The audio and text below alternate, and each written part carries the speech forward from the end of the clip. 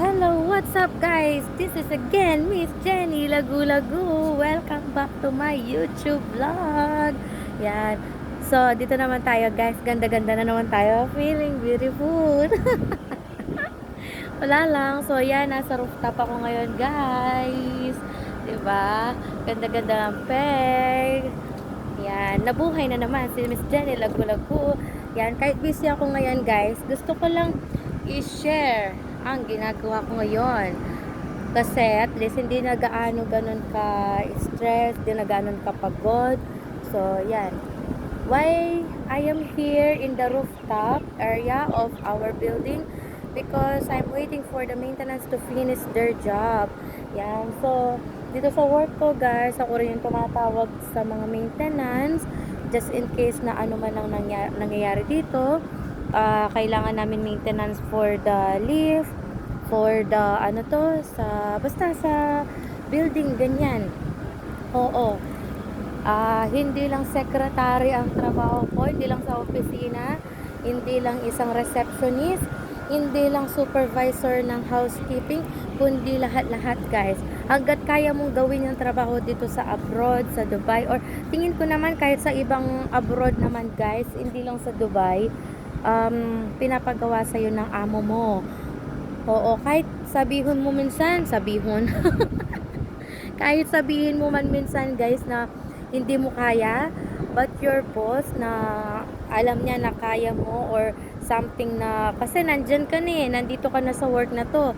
So, kung anong gustong pagawa sa'yo ng boss mo sa loob ng work mo, talagang dapat kakayanin mo guys. Ganyan nag-work sa abroad.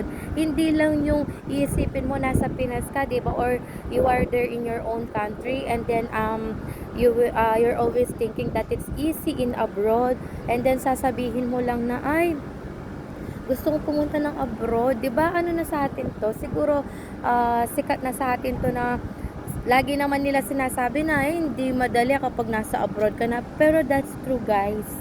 Oo. Totoo yun na hindi ganun kadali sa abroad. Ayan. Tapos talagang marami ka munang pagdadaanan. On your first year to 2 years na nasa abroad ka guys, hindi mo kaagad makukuha lahat ng gusto mo na nakikita mo sa mga nasa ibang bansa. Na akala mo ganun lang kadali makuha lahat-lahat guys. No. Magsasuffer ka muna and then talagang parang ipapakita mo lagi sa tao na you're always fine, you're always okay, na lahat okay lang sa'yo.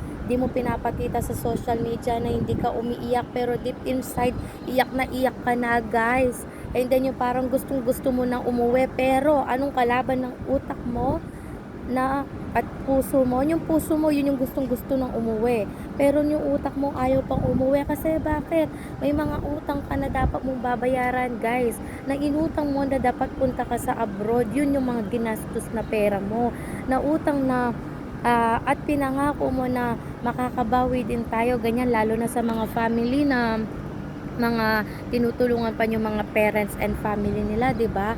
Yan, yung mga pangarap mo. So, dapat, dadalhin mo ng buong-buo yan dito sa abroad until ikaw ay maging successful. Yes.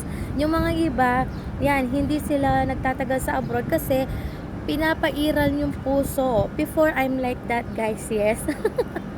I want to go home in the Philippines.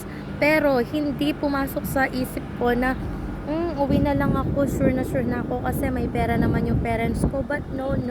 Alam mo, yung umiral sa akin yung pride ko. Oo, mataas yung pride ko, lalo na sa pangarap ko at pangarap ko sa pamilya ko na gusto ko pang ibigay na alam ko kaya ng pamilya ko guys. Ang gusto ko kasi yung tipong kaya nila pero masarap sa pakiramdam na may bibigay din ako sa kanila. Yun yung naging pride ko why I'm still here in Dubai. Ayun. So kayo mga gustong mag-abroad or nandito sa abroad na pinanghihinaan ng loob, hay, lakasan lang ang loob. Huwag pa iralin ang puso sa trabaho. Huwag pa iralin ang emotional sa trabaho, sa pag-abroad. Kung hindi, ikaw ang talo. Yan. Thank you for watching. Sana marami pa akong masishare sa inyo.